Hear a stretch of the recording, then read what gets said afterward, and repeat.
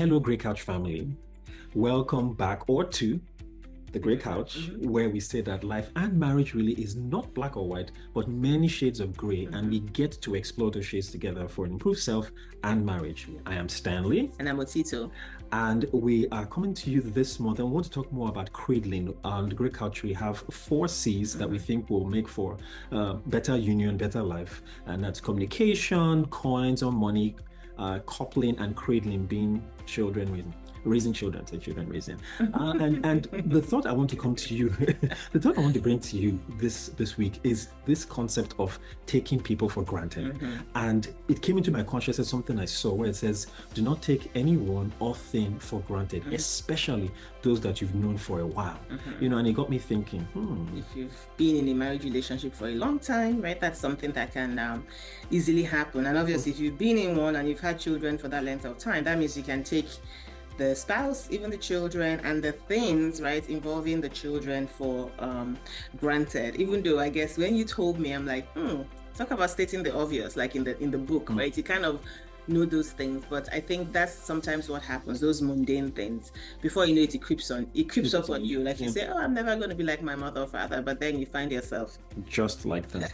And then maybe some self-loathing with that. But I'm getting ahead of myself. There is always a story. Before I get into the story, did you remember to do the children's messaging for their camp? No.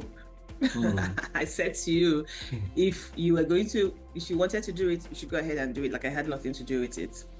When a woman says, no, I told you to do so, there's always a story, right? So this had to do with some camp that our children went to this past summer. The older one had gone before. And when that other one went, he had to pay for messaging, right? Because it's an away camp, out of state, everything.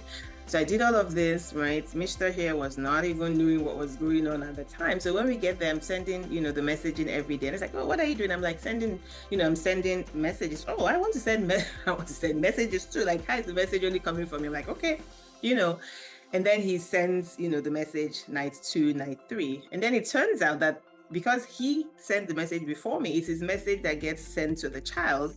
And I'm thinking, what the? I paid for this messaging and all that. So I'm like, okay, if you want to send, as long as one parent, as long as the child gets the message. That's kind of what I was thinking.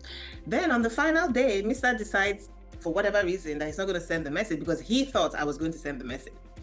And I goes, this is where I take, responsibility, because I didn't say I was not going to send a message. I kind of was like, whatever, so nobody sent a message. And the child calls back from camp and it's like, Mom, Dad, what happened? Like I was expecting, my nightly message. And I felt terrible, right? I felt like, oh Lord, our own issues are kind of, impacting this child kind of thing. So 2 years comes by, we're now going to try the camp again. And it's like, signing up, registering everything, and then it's like, hey, do you want messaging? If you want messaging, you can go ahead, because I've been there, done that. I feel like the child is older, they don't really, need messaging from me. Silence, like he didn't say anything. I'm just like, okay, if you want messaging, you get to pay for it. Like I'm just going to wrap up the registration and go. 6 months ago, right? Because it's one of those camps you have to pay for like months ahead. Exactly. So then we drop off the children. And then the question comes, hey, what about the messaging? Did we sign up for the messaging? And like, no.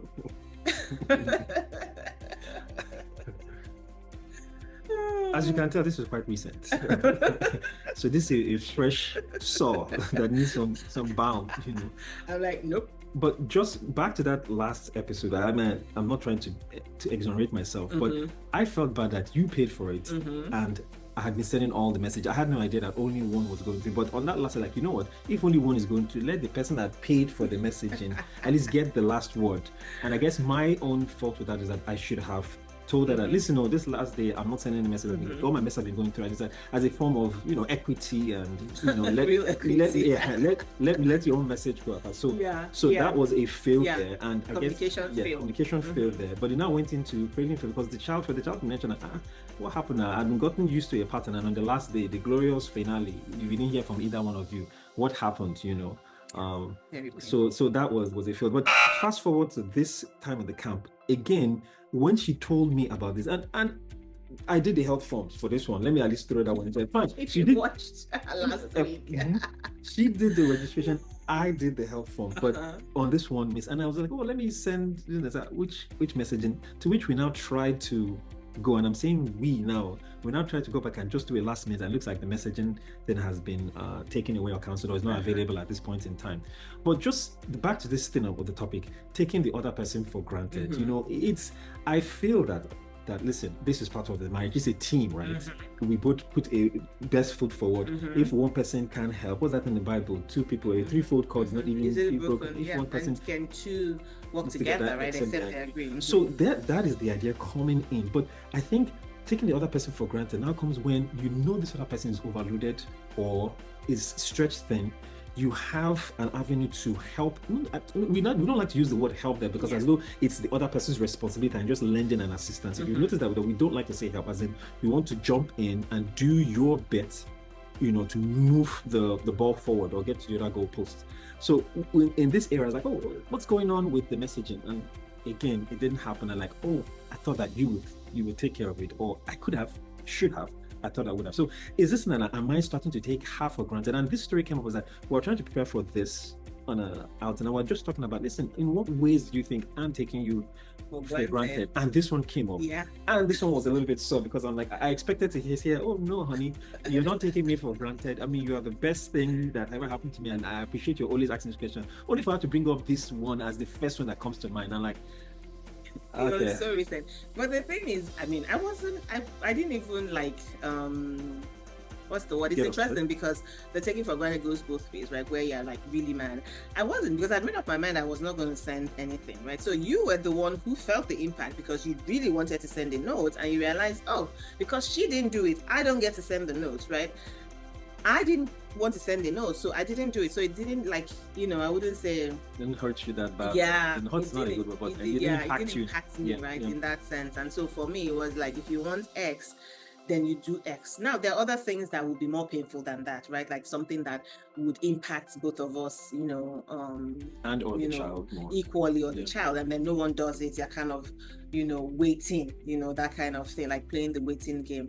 I think I said it last week, like there are some things I do not play the waiting game on. I just go ahead and do it because I know it's gonna benefit everyone. Like if I'm not doing that, it's like cutting off your nose to spite your face. Like I see sometimes that happens with maybe other people. I'm like, but that's terrible, because like you're also not benefiting. Like, I don't know, have you heard this term where they say if you have your knee on someone's neck, you're also down with them? Like you're not able to stand up because they're trying to hold somebody down. So that thing always stays with me, because it's like, look, if you're not helping another person, you're kind of indirectly not helping yourself, right? And so I think the question then becomes the motive. Remember, we're talking about it as well, to say there's the instance of forgetting, right? And so when there's the forgetting part, you kind of say, okay, is this a behavioral pattern, or is this like a brain tendency, right? In that sense, because you know, I was talking to a friend of mine, and she was saying how, knowing what she knows now, that she really thinks her younger brother had severe, like, you know, attention deficit disorder, and like he was terrorized in their home, right? And so he's not married now. He's just like almost on the verge of just not being mentally unstable because of all the trauma. And so that exists, right? There's that existence of just people not being, like, you know, when we were growing up, we say scattered, right? There's that part. And so if you're married to that kind of person, you will get the consequences of that, right? In that sense. And so, you know, that's something we're going to be talking about in our webinar coming up in a few weeks, because there's that part. And so there's a question of, you know, where he said, I didn't even remember you were having this conversation with me. And I'm like, okay, you know, that's fine. But then it's like, there are people who sometimes you wonder, is that really true? Or is that an excuse, right? And so it kind of now speaks to the level of trust between the parties.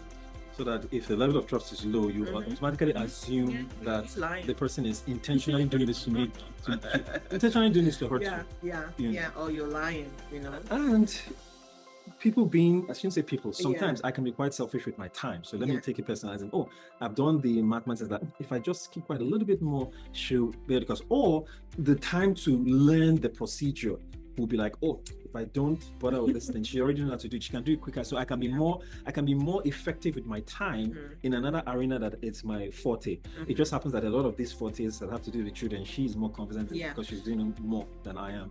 No, but you see, what you say speaks to, since we're in the month of parenting as well, right? And since you're a man, I will say this, and I'm raising boys. You see, even with children, like I feel like it's the same thing. Like it's quicker for me to do things than to teach my children. And this is how I teach them. This is how they then get into a state of almost like learned helplessness, right? Because I'm quick to do it myself and I'm not taking the time to train them. And so they get trained into that thing of, if I waste time on this thing, my mother will take over and do it. And then that translates to a marriage, because that's kind of the way that you've learned to do it at home, right? The people who have read, what's his name? What's the guy that wrote David Copperfield? Dodger, right? Charles Dickens. Charles Dickens. There's an Artful Dodger. So there's that part, right? So there's a part of being, making sure that the person does the thing. And that could, as a wife, that means when you say help with something, you're going to let the person help with it, or you're going to say, you know what, even though it's faster for me to do it, I would like for you to, contribute your quota or whatever. So I'll let you do it on your own time. But what happens is we're kind of quick to say, you know what, just give it to me, let me do it. And then resentment starts to build up. But we talked about that to say, is it really that you forgot, or is it that, just saying I forgot becomes a convenient thing to say? And the other thing was, if that's your excuse or something you're doing, then that's on you, right? That speaks then to integrity. Sure. And I don't have a ready comeback for that because it's all true. I will say that in this thing of, you bring up an interesting point with, did I learn those things from my parents? Because the parents that I had, the same thing. If this person can't do something quickly, you get it done and you move your way. And you know what? Get it done, or let the the servants do it. Oh, yeah, hey, we didn't have to go there. I mean, what do you mean servants? Servants. I mean, these are all the support structures that no one talked about, right? Growing up with all this, helps at home. Yeah, okay, but let's woman, leave that for now. Just leave that for now. But we're talking about cradling and kids and taking them for granted. There's an area whereby you start to take your kids for granted, in that, one, on the negative side, you assume that they are incapable of learning these new traits or these habits. Or two, they bring an idea to bear and you quickly shut it down. I've known this person, nothing good. For the first one, things like chores in the house, I'm trying to teach them how to wash plates, and when I see all the water that these guys are just running, and the plate's not even clean, you're like, look, what heck? As in, I wasted all this water, and the plate is not even clean. I might as well just do it myself, But then they miss out on an opportunity to learn, and I miss out on an opportunity to trust them to learn and take steps. And I think, most importantly, the couple misses out on mutual communication, because when the children keep making those mistakes, that's when you know if you can communicate, right? That's what they say, that it's when things are going well, everything is fine. It's in those kinds of mistakes and foibles and failures and sicknesses, that's when you know how strong your communication is. And we always say that communication is the bedrock of any relationship, right? So just being able to talk about, hey, the way you were talking to the child, or the way you were teaching them this, or the way you were doing this, maybe we could have tried a different method, right? Without the other person getting defensive and say, hey, if you want to teach them yourself, then go and teach them, right? That's kind of what you might see. And so there are many, as you see with everything, there are many pockets of this that we could touch on. But the idea, the baseline is, don't take your family for granted. The family that God has given you, right? Remember last week we talked about tending and fending, and it's still that same idea. So the question I have for you is that, are you taking your family for granted, either your spouse or your kids? And how would you know? I mean, how do you know when you're taking them for granted? You might ask. That is one I'm way. ready for the answers you get. I mean, that might both be as a man and a woman, right? And it's that not might, just one way. And that's the shortest line to ask. And like you said, be prepared. I asked expecting to get an accolade and a gold medal, or is it silver? What are they doing now? Whatever Olympics, But what I got was not even bronze. But hey, at least I had information. I have to say something. Have you heard this man say that optimism is one of his values? So yes. Thank you. Now, and then flip it that one acts, and even just the consciousness that there's a possibility, that you are taking them for granted. You're a mile ahead of the others, I think so. Yeah. But then what are ways that you can use to curb that and change that? And I'm just going to give two things that I do that particularly help me. One, I take notes. she said that I said, and she said that at least I remember to do the medical forms, because when I did it, I just took the medical forms due X date, and I take it like a work assignment. Oh, they have a deadline at work. You put it down and you check it, and it's a milestone for you. That's the first thing. And I'm saying, if it's important, take notes and put deadlines. If you're like me, if you're one of those that can remember everything for them, kudos to you. But the second thing is that I do what I call transitions. So if I come home, if I'm coming home from work, I have like a a minute or two where I'm like, I'm coming to the house, leaving all the work things in. As I'm entering inside here, I'm here for spouse and kids. So work phone, text, all those things, I will not respond because I'm here for them while they are awake. When they now go to bed, I can now switch and do that. But it's I call them transitions, whereby I kind of almost being intentional. Say, listen, I want to pause here. I'm about to get who do I want to show up as? The angry dad or the available dad, the angry spouse or the available spouse, or the distracted spouse. So those are two things that have helped, and it doesn't take you a long time. Quickly scribble something on your phone or do voice note, or you just kind of pause before you change from one room to another, as it were, and just say, okay, who do I want to show up with? And it'll help you. I have to say something about the transition thing, right? This is this idea of the thoughts that we have sometimes that in relationships, and being careful about where the thoughts can take us. Because when he started doing this stuff, like he'll come home, you hear the car, it's running 5 minutes, 6 minutes, right? And you're like, what is the person not coming inside the house? Like, who are they talking to? Is it not a girlfriend? Just good. What are they doing?